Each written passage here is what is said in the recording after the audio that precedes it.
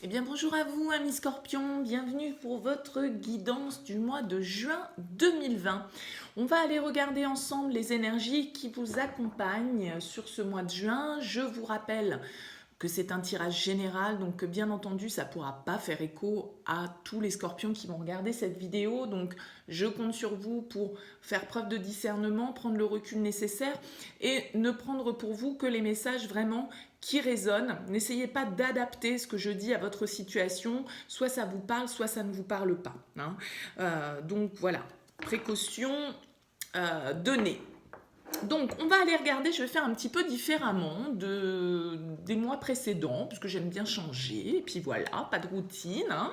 Donc, je vais faire différents tirages pour essayer aussi de vous communiquer le maximum de messages possibles, pour que ça puisse correspondre au plus grand nombre, puisqu'on est sur des tirages généraux. Donc voilà, après, si vous voulez vraiment des tirages personnalisés, je vous invite à me contacter sur mon mail. On va commencer avec le Rider-Waite.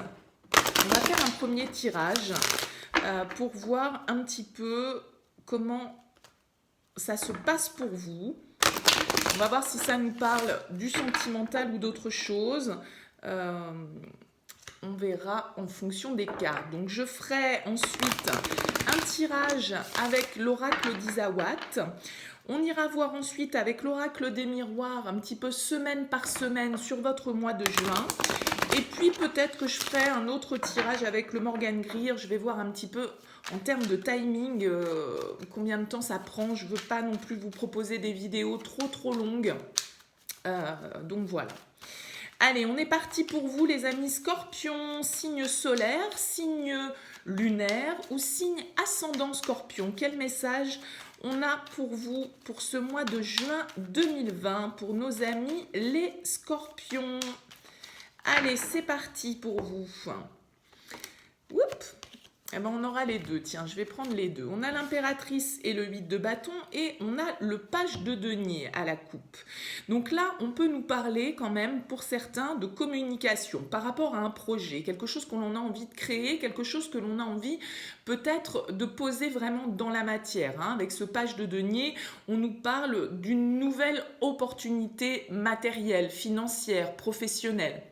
Quelque chose qui se concrétise, qui est concret, qui n'est pas de l'ordre de l'idée, du potentiel, mais vraiment de quelque chose que l'on peut matérialiser. Et avec le 8 de bâton, on nous parle de quelque chose qui peut arriver quand même assez rapidement. L'impératrice, c'est pareil, c'est une énergie très créatrice,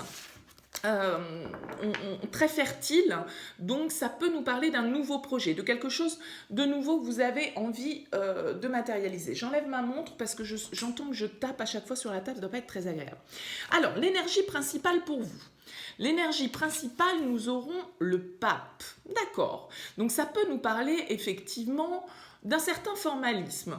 Ça peut nous parler de contrat avec le pape, parce que le pape, c'est celui qui officialise, c'est celui qui transmet, c'est celui qui apprend. Il y a une histoire, ce pape peut très bien représenter, on va dire, une entité comme par exemple un avocat, un notaire, un patron, voyez, quelqu'un qui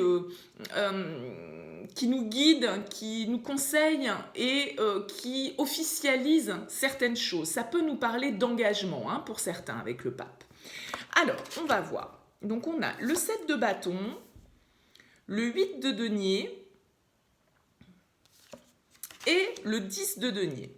Donc là, effectivement, on est quand même pas mal dans le denier, donc dans le côté matériel des choses, concret des choses, terrien, vous voyez. Ce 7 de bâton là qui ressort en premier nous parle vraiment de défendre sa cause, de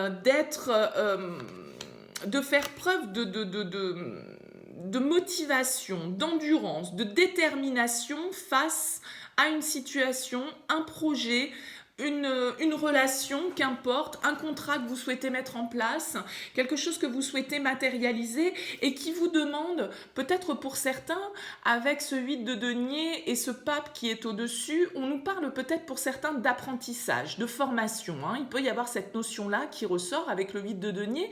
En tout cas, le 8 de denier, c'est une carte qui nous parle de travail minutieux, de se mettre à la tâche, d'être productif, de vraiment faire des efforts. Hein.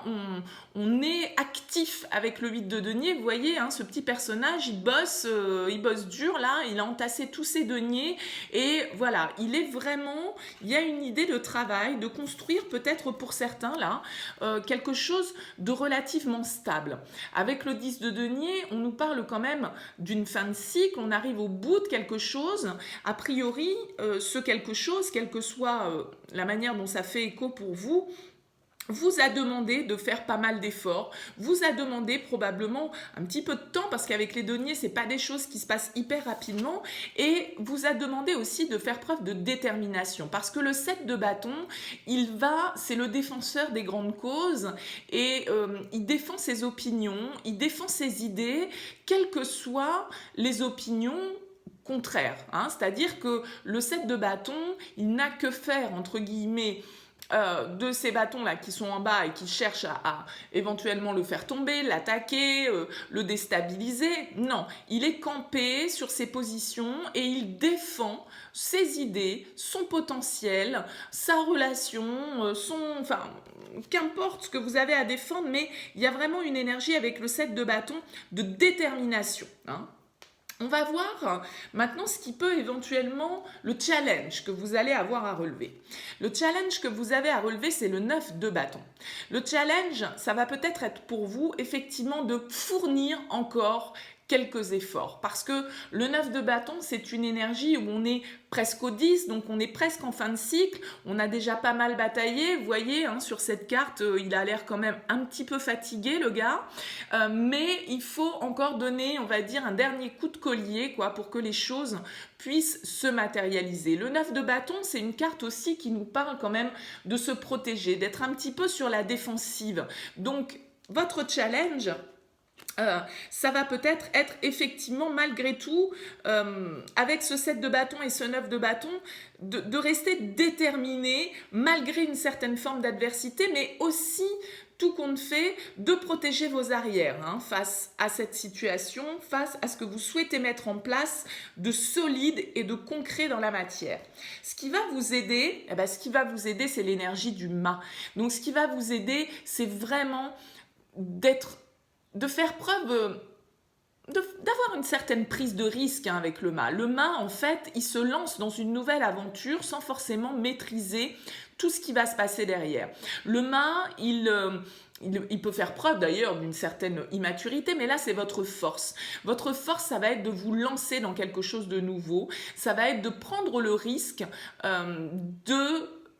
d'aller jusqu'au bout de votre désir, d'aller jusqu'au bout de votre projet. En tout cas, il y a vraiment une énergie nouvelle, une énergie légère. Le mât, c'est aussi un symbole de liberté. Hein. On se libère, on part chercher notre propre liberté. Donc là, a priori, il y a un projet où ça peut nous parler du relationnel, mais là, j'ai plus l'impression quand même qu'on nous parle éventuellement d'un projet matériel ou d'un projet professionnel. Mais bien évidemment, transposé, ça peut nous parler de relationnel.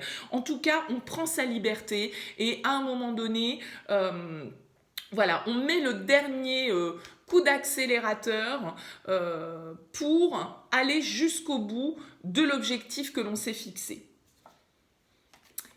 La finalité, c'est l'ermite.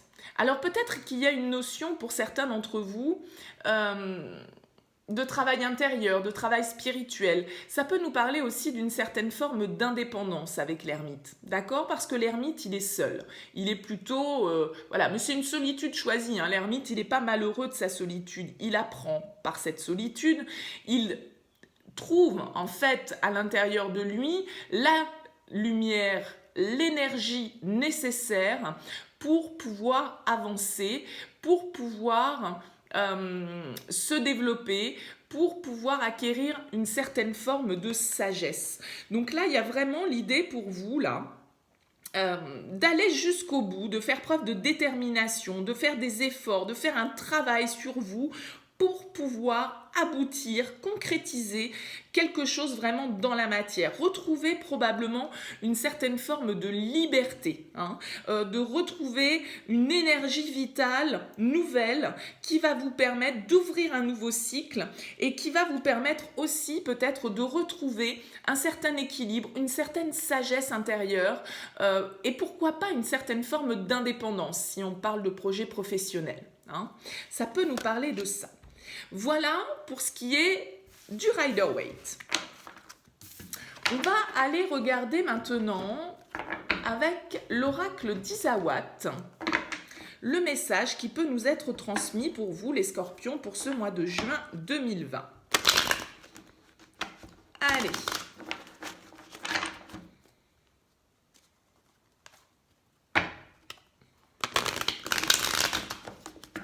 On est parti.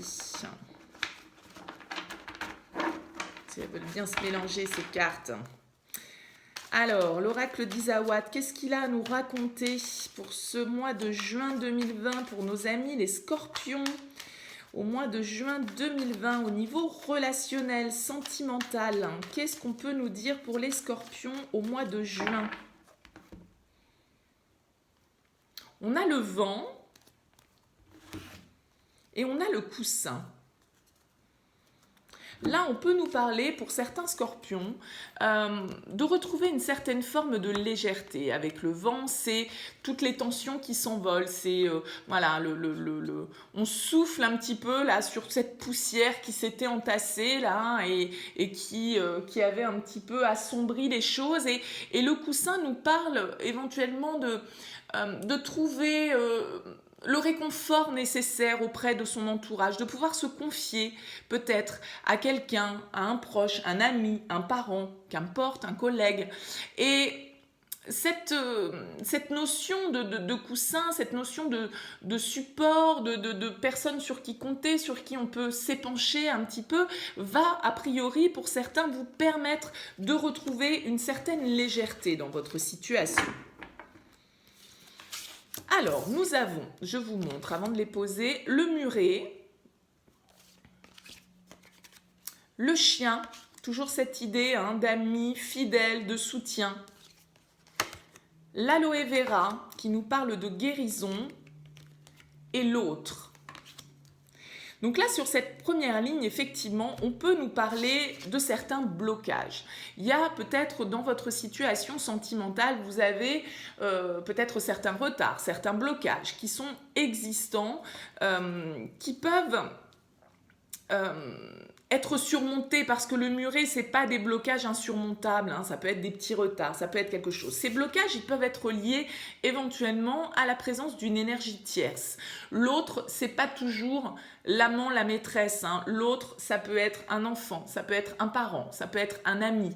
Avec le chien, peut-être que, voilà, il y a la présence, voilà, d'une personne qui bloque peut-être un petit peu cette guérison. C'est comme si cette guérison, on va voir un petit peu comment les cartes sont recouvertes, mais c'est comme si cette guérison, elle était un petit peu retardée, elle était un petit peu bloquée à cause de la présence d'énergie tierce. Bon, on va voir. Sur le muret, on a le gentleman, on a le sécateur, on a la boîte, et on a l'élévation. Alors là, effectivement, on peut nous parler, pour certains, là, on vous invite à couper certaines choses. D'accord? À couper avec certains comportements, peut-être à couper avec certaines personnes de votre entourage qui effectivement vous bloquent un petit peu pour effectuer la guérison qui est nécessaire. On a l'impression que vous pouvez peut-être ne pas avoir tous les éléments. Soit c'est vous qui cachez quelque chose, avec cette carte de la boîte, vous voyez, il y a quelque chose qui est dissimulé dans cette boîte. Ça nous parle de secrets, ça nous parle de choses que l'on ne sait pas, de choses que l'on ne dit pas. Et peut-être que c'est le fait aussi de ne pas exprimer certaines choses par rapport à une énergie tierce présente qui vous empêche de vous guérir. Et là, on vous invite à couper avec cette situation, d'accord? Il y a probablement ces secrets, ce que vous ne dites pas, ce que vous cachez, c'est peut-être ça qui vous bloque. Hein. C'est peut-être ça qui vous bloque parce que vous vous sentez peut-être fidèle, vous vous sentez peut-être un devoir de fidélité par rapport à quelqu'un, par rapport à un ami.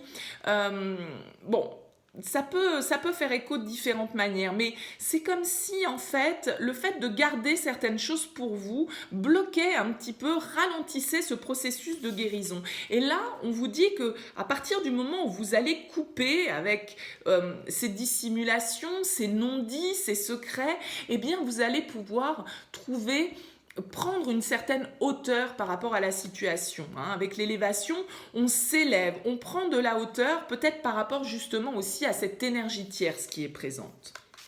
Et oui, parce qu'on a les larmes, hein, on a le chagrin. Il y a quelque chose là qui est bloqué avec un homme. Il y a quelque chose, alors soit vous êtes un homme, mais bon, il y a quelque chose qui est bloqué, on est dans le chagrin, les larmes, c'est vraiment quelque chose qui nous blesse. Peut-être qu'il y a une certaine forme de dépendance par rapport au matériel, par rapport au financier, quelque chose ou par rapport à notre système de valeurs avec le fric. Et là, vous voyez, avec l'illumination, c'est comme si de cette boîte, de ces secrets-là qui sont enfouis dans cette boîte, eh bien, voilà, l'illumination, la lumière va être faite a priori sur ces éléments, et c'est le fait de faire la lumière sur ces éléments qui va permettre d'avancer dans le processus de guérison. Ouais, il y a la bonne fée, il y a une intervention extérieure, peut-être justement d'une énergie tierce, peut-être de quelqu'un d'extérieur, peut-être d'un ami fidèle avec la carte du chien, qui va permettre effectivement de voir la situation d'une autre manière, d'éclaircir les choses peut-être par rapport à des problèmes financiers, à des problèmes matériels, à des relations en tout cas liées aux finances dans votre relation, quelque chose qui vous a causé de la peine hein, au niveau émotionnel avec la carte du chagrin. Oui, on sent que voilà, il y a une certaine forme d'instabilité, hein, ces blocages, ces larmes, ce tango, on n'y va pas, qu'est-ce qu'on fait? Je fais un pas en avant, je fais 2 pas en arrière. Il y a une histoire vraiment de confusion pour vous, il faut couper avec cette confusion. Peut-être qu'il y a des liens matériels à couper parce que le fait de ne pas couper cette dépendance financière ou cette dépendance matérielle, eh bien du coup apporte une certaine confusion. On a le bambou qui nous parle de quelque chose qui progresse rapidement. Donc c'est comme si cette guérison, c'est comme si ces secrets qui allaient peut-être être révélés allaient permettre de faire bouger cette situation. Hein. Et effectivement d'apporter une certaine forme de renaissance. Il y a une histoire là de révélation pour moi à faire, alors soit dont vous allez être l'objet de révélation ou vous allez faire des révélations sur des choses que vous avez gardées pour vous pour l'instant, et le fait de couper avec ces non-dits, avec ces secrets, ça permet effectivement de faire la lumière sur une situation qui nous causait du chagrin. Peut-être par rapport à votre foyer avec le fric, hein, peut-être par rapport effectivement à ce côté voilà, dépendance matérielle. Hein. Il y a peut-être dans votre relation une histoire d'argent qui rentre en jeu, et là on vous dit qu'il va y avoir une intervention extérieure, que le destin la vie va mettre un élément sur votre route qui va permettre d'éclairer un petit peu la situation, de sortir de ses secrets, de couper avec une situation qui était un petit peu bloquée, dans laquelle on ne savait pas quoi faire, on ne savait pas sur quel pied danser avec le tango, on était dans la confusion, et là on voit qu'il y a une information qui peut arriver, qui peut permettre de faire progresser la situation relativement rapidement et amener vraiment une forme de renaissance.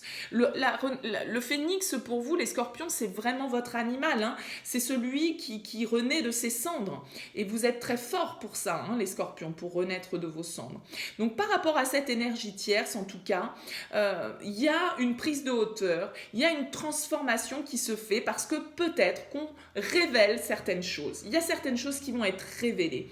On va peut-être couper certains liens, ou couper avec certains comportements, couper avec certaines personnes de son entourage, sortir d'une situation qui nous peinait au niveau matériel ou au niveau financier, sortir d'une certaine forme de confusion pour aller vraiment vers une renaissance et retrouver, comme on le voyait, une certaine forme de légèreté avec le vent. Voilà pour le message de l'oracle d'Isawat. On va maintenant regarder avec l'oracle des miroirs vos semaines, les 4 semaines du mois de juin.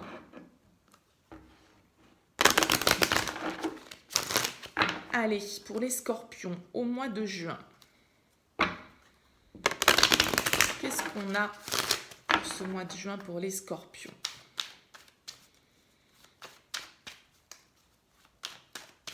Allez, c'est parti, on va prendre pour cette première semaine.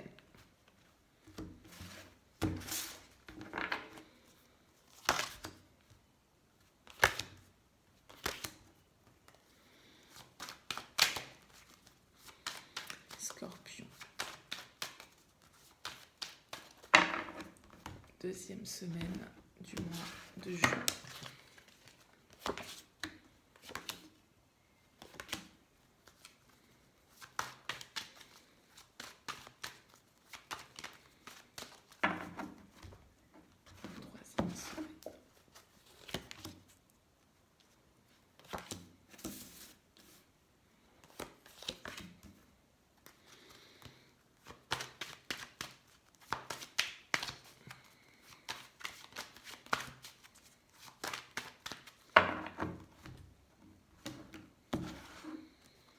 Et quatrième semaine.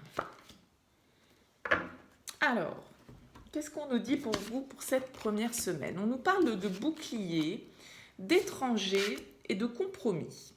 Donc là, ça peut parfaitement faire écho à ce qu'on disait au début du tirage, parce qu'avec la carte de l'étranger, c'est aussi un passage à l'action, c'est aussi la matérialisation d'un projet que l'on peut avoir en cours.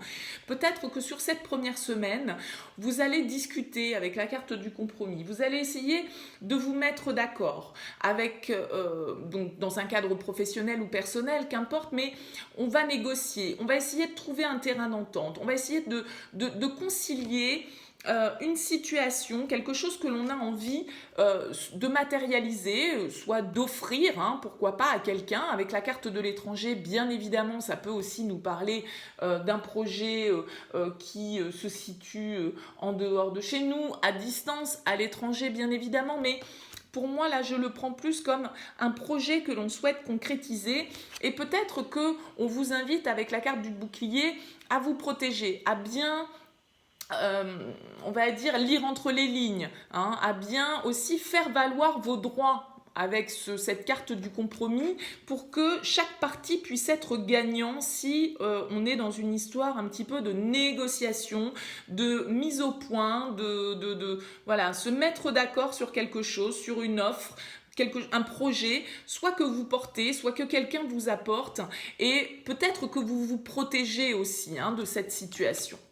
Alors, on va voir sur cette deuxième semaine. On a le rêve, on a le contrat. Donc, il y a quelque chose, là, vous voyez, on passe du compromis au contrat.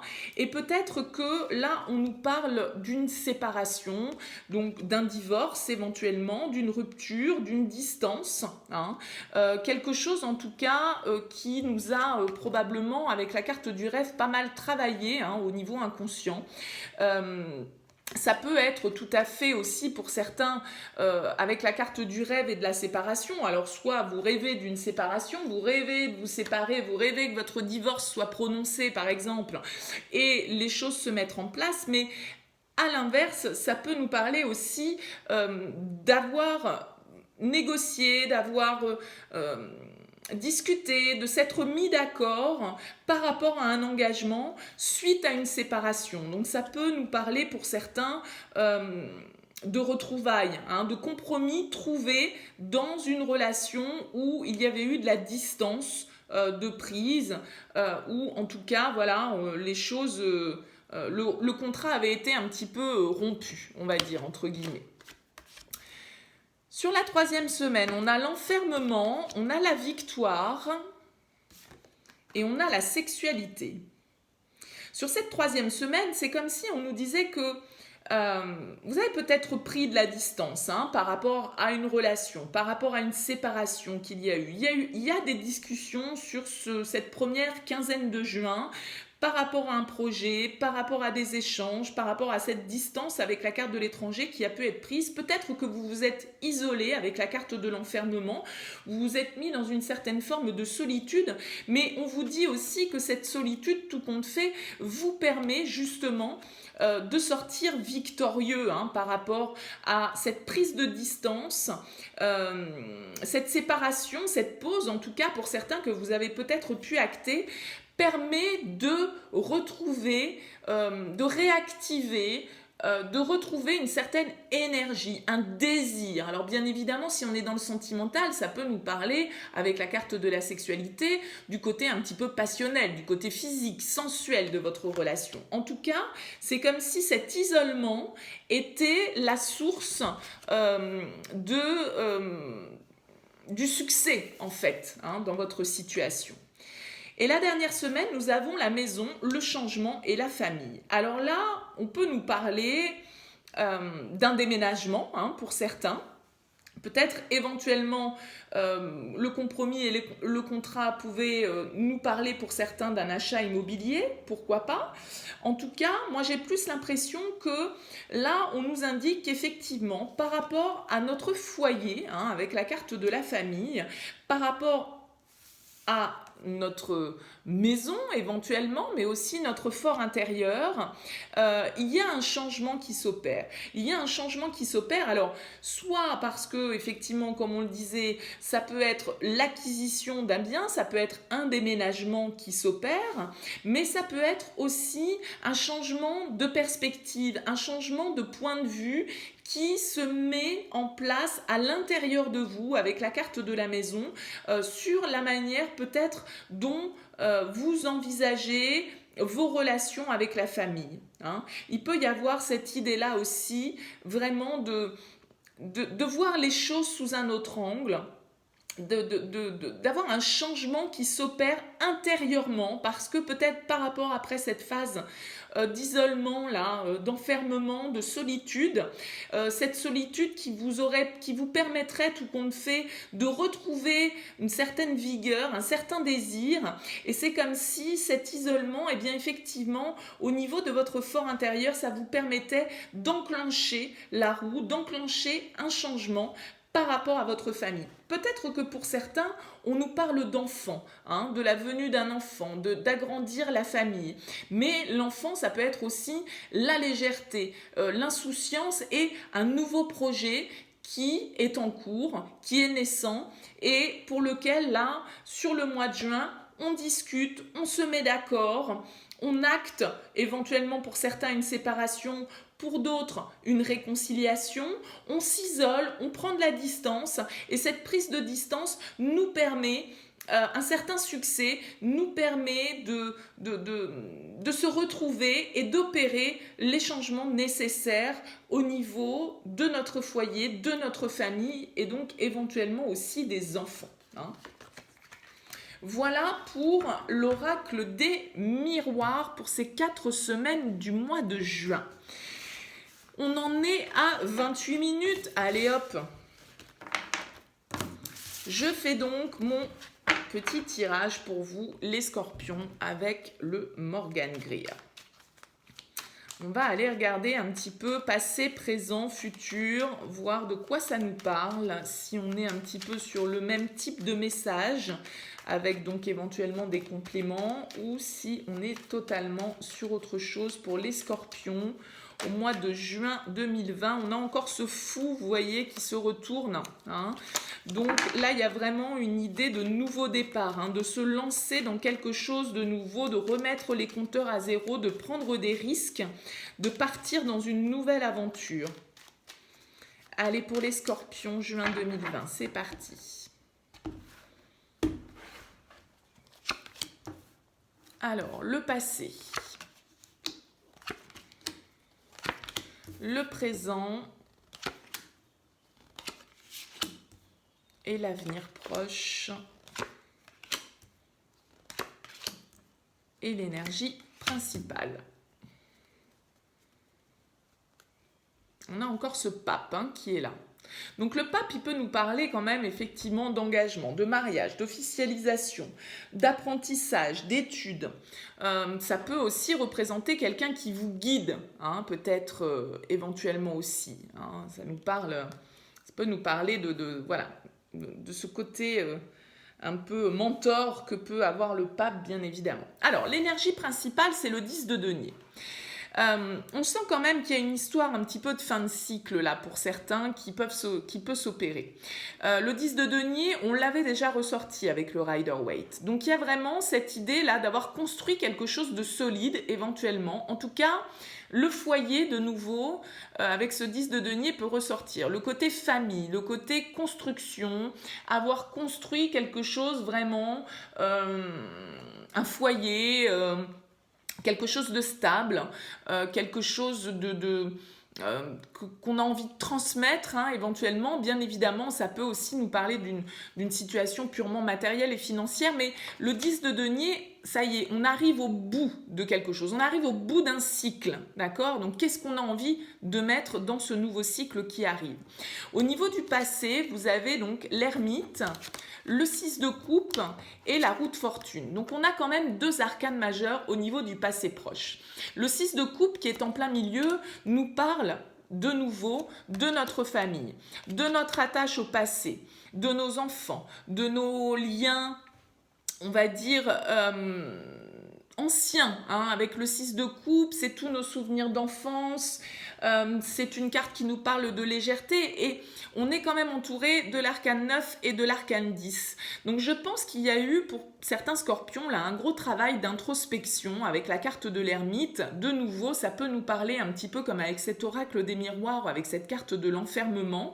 On a pris de la distance, on s'est isolé. Peut-être que pour certains, effectivement, on est parti, on s'est... Voilà, on s'est recentré sur soi, on a fait un travail intérieur, on a été chercher avec l'ermite une certaine sagesse intérieure, une certaine guidance, on a été creuser à l'intérieur de soi pour aller chercher des réponses. Certainement, avec ce 6 de coupe qui est à côté, pour analyser un petit peu nos relations, pour analyser notre passé, d'accord? Ce qui est important à nos yeux, parce que le 6 de coupe, c'est quand même une très jolie énergie, très légère, très fusionnelle hein, avec le 6 de coupe. Mais on sent qu'effectivement, là, avec la roue de fortune, il y a un cycle de nouveau qui s'achève. C'est de nouveau un 10. D'accord? Donc, il y a eu une réflexion pour moi qui a été opérée, là, pour certains scorpions, sur votre passé, sur vos liens. Émotionnel, hein, puisqu'on est sur le 6 de coupe.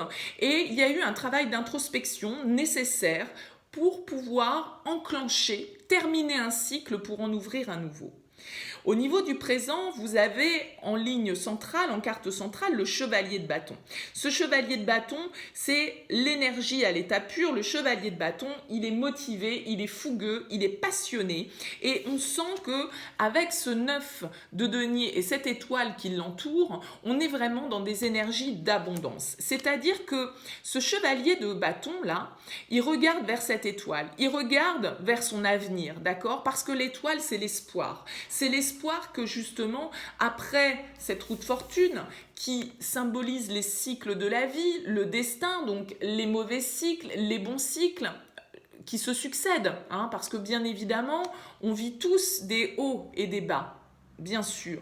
Mais la carte de l'étoile, en fait, c'est une carte qui nous invite, c'est une énergie, en fait, où on sait en son fort intérieur que le meilleur est à venir, que après la pluie vient le beau temps. Voilà, on reste optimiste, on reste motivé, on suit sa bonne étoile. Il y a une histoire aussi quand même d'être guidé avec l'étoile, d'être sur le bon chemin.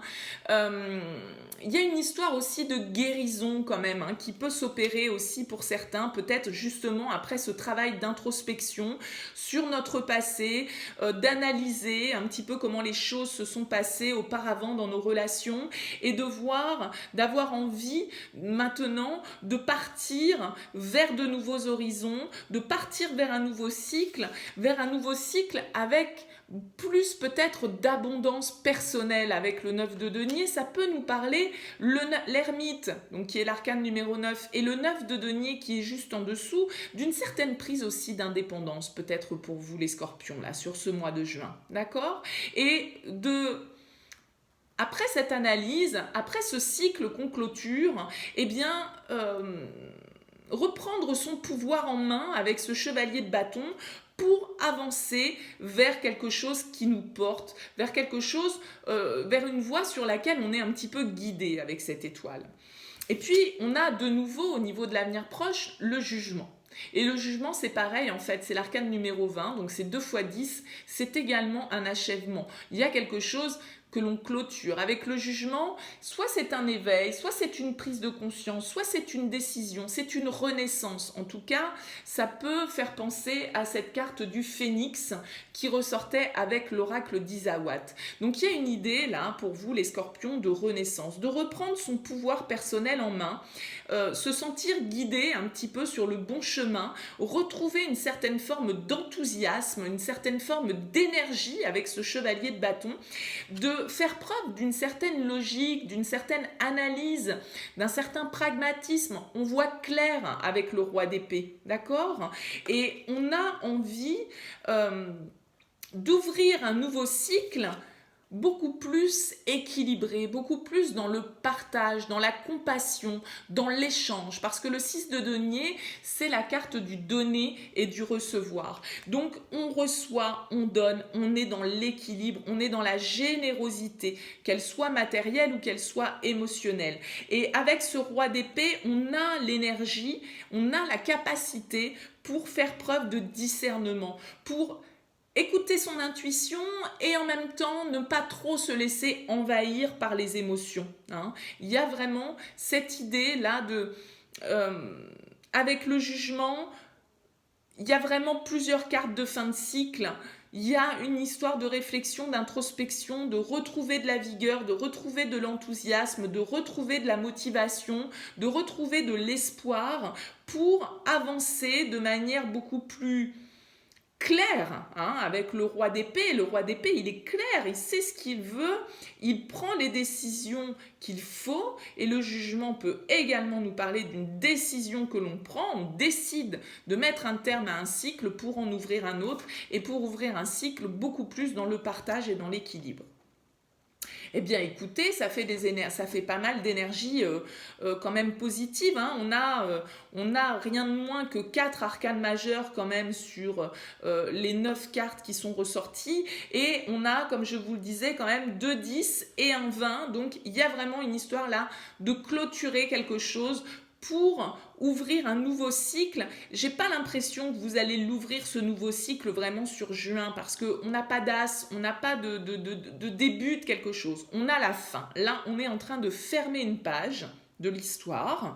Ça ne veut pas dire clôturer une relation, je le répète, fin de cycle, ça ne veut pas dire fin de relation, mais on laisse une étape de sa vie, de sa relation, de sa carrière, de je ne sais quel épisode, mais en tout cas, voilà, l'épisode se termine pour la nouvelle saison, quoi. Vous voyez, c'est un petit peu comme les séries, la saison 1, là, paf, terminé, dernier épisode. Et puis maintenant, il faut écrire le scénario de la saison 2, quoi. C'est un petit peu ça l'idée. Mais avec ce roi d'épée, vous allez savoir prendre les bonnes décisions, faire preuve de discernement, renaître à vous-même pour pouvoir aller vers quelque chose vraiment d'équilibré et d'épanouissant avec ce 6 de denier. C'est une très jolie énergie. Voilà pour vous, amis scorpions. Eh bien, écoutez, j'espère que ce tirage vous aura parlé. N'hésitez pas, bien sûr, à me faire part de vos commentaires, à liker, à vous abonner à cette chaîne si ça n'est pas fait. Et en tout cas, je vous souhaite un excellent mois de juin et je vous dis à très vite.